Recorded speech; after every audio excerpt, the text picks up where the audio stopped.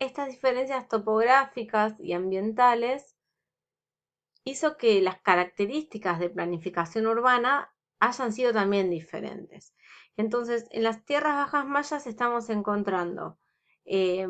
patrones urbanos más dispersos, no estamos encontrando 150.000 personas habitando un centro planificado con calles perpendiculares y paralelas, una estructura ortogonal como lo veíamos en Teotihuacán, sino que lo que estamos encontrando son núcleos cívicos, políticos y ceremoniales, como es esta reconstrucción del caso de Tikal,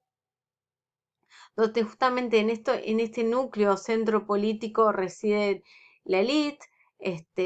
la gente que forma parte de la nobleza y que asesora a la élite y que acompaña a la élite en sus diversas actividades. Y luego lo que hay es otras ciudades, otros centros políticos más pequeños que están a una distancia de 2 a 3 kilómetros de largo y que están comunicados con este centro político principal a través de calles o rutas, como son las imágenes, los dibujos, que acá aparece una, acá aparece otra, que llegan a tener hasta 10 metros de ancho, que son bien aplanadas, o sea, son calles delimitadas, que justamente lo que hacían era obtener sectores directos de vínculo entre estos núcleos o centros políticos cívicos ceremoniales de distinto tamaño. Y a su vez la mayoría de la población vivía en aldeas o caseríos dispersos en la selva y que estaban bajo el dominio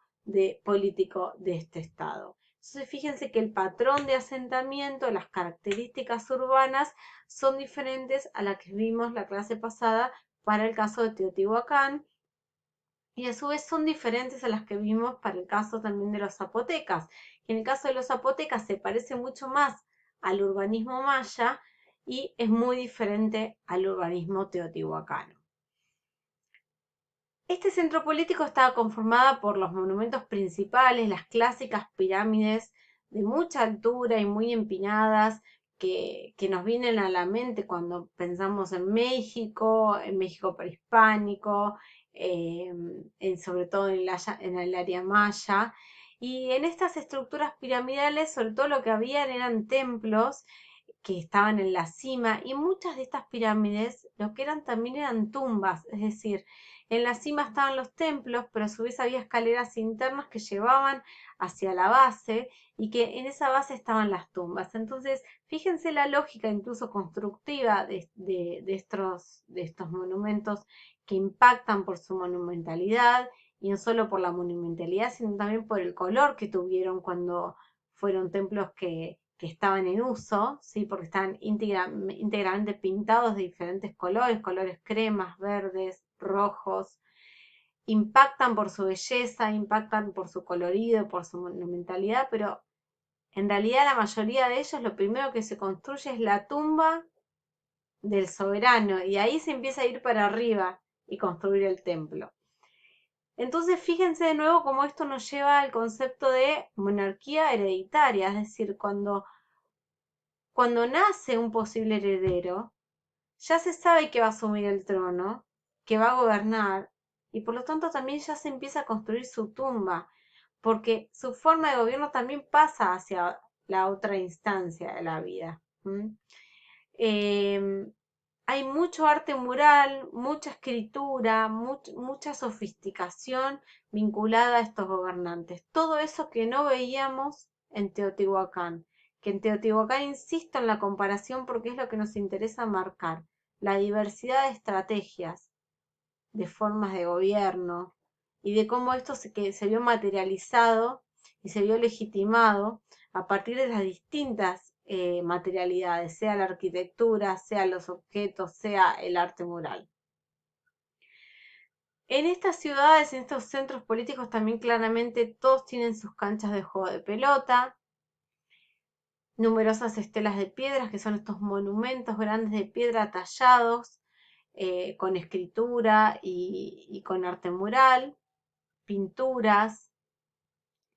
y en las tumbas gran cantidad de ajuar funerario vinculado a estos jerarcas, objetos vinculados al poder.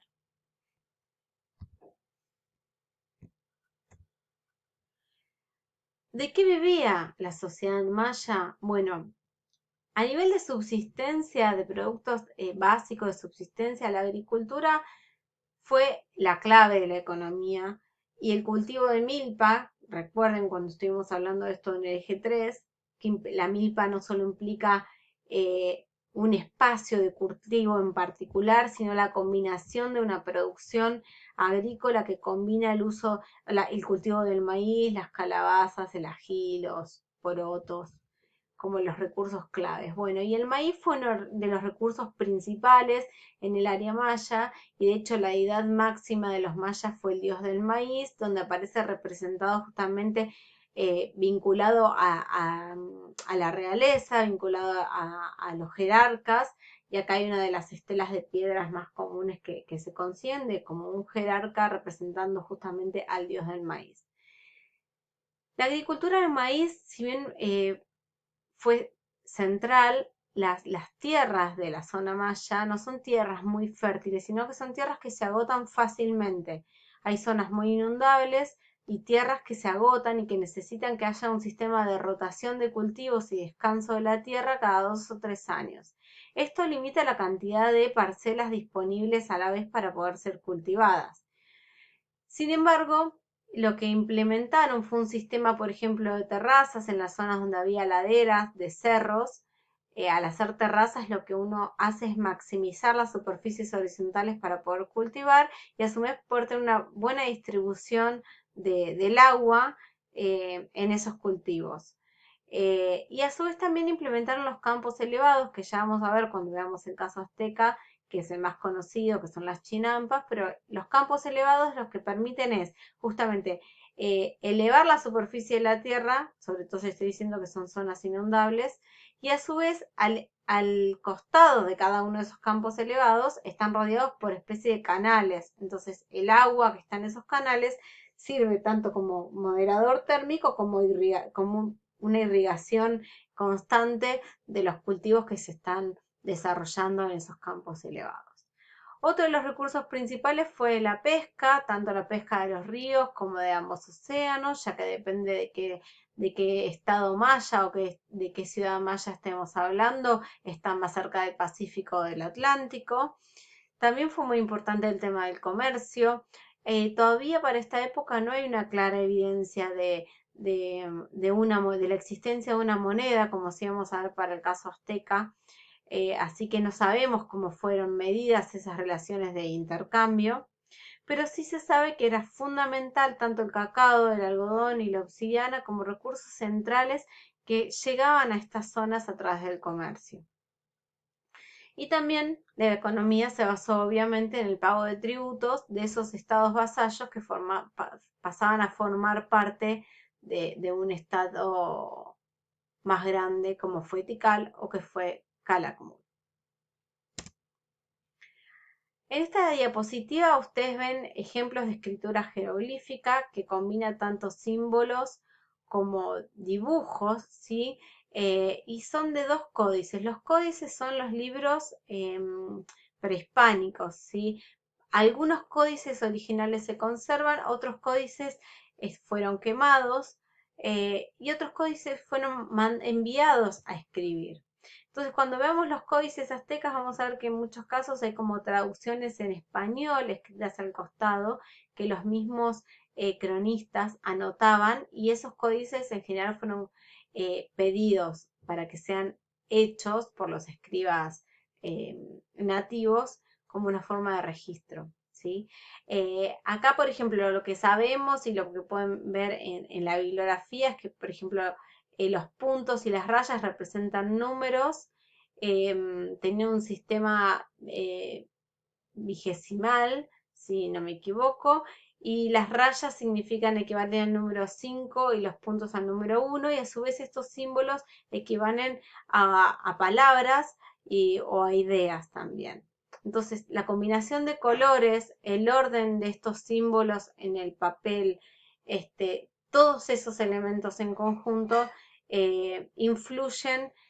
para leer estos libros y poder interpretar su contenido. No es una escritura como la nuestra, que uno lee de izquierda a derecha o escribe de izquierda a derecha. Y esto es a modo de ejemplo para mostrar cómo el arte mural fue otra de las formas de escritura o otra de las formas de fuentes históricas que nosotros recibimos en la actualidad y que son finamente estudiadas para poder generar información sobre estas sociedades. Y este es un caso muy particular, les voy a subir un link de un video para que vean en YouTube, que son los murales de Bonampak. Bonampak es un sitio maya que está en la región de Chiapas, y que se destaca sobre todo por la muy buena conservación de la pintura mural en el interior de tres estructuras, tres recintos muy importantes. Estos murales de Bonampak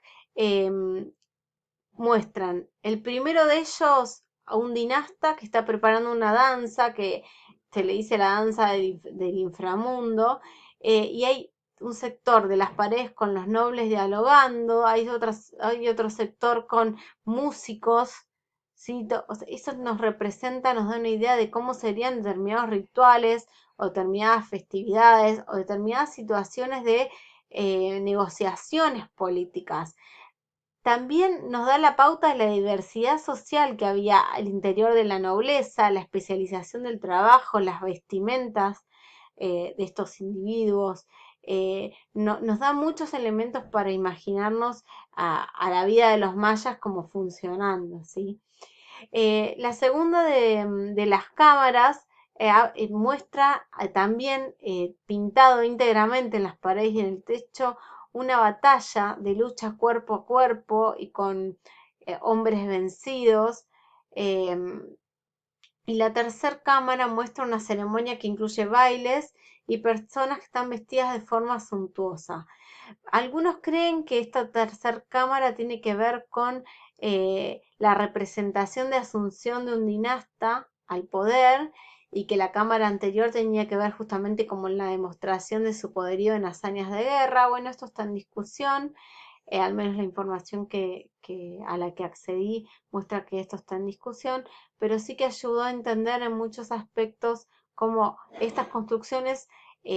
arquitectónicas están directamente vinculadas con sectores de poder para manifestar ese poder, para legitimar ese poder, y a su vez las paredes se utilizan como una forma de registro de esos eventos que han tenido un significado muy particular y han querido ser registrados por los mayas por alguna razón, ¿sí? Estos murales de Bonampak datan del 790 de la era, y bueno, como acá, si bien acá les detallé cada una de estas cámaras, las interpretaciones que se le da, algunos, como les decía, creen que es como la presentación o la representación de distintas instancias de la asunción de un nuevo gobernante. Ustedes van a ver en el texto de Grue y coautores detalles muy particulares de lo que es la microhistoria.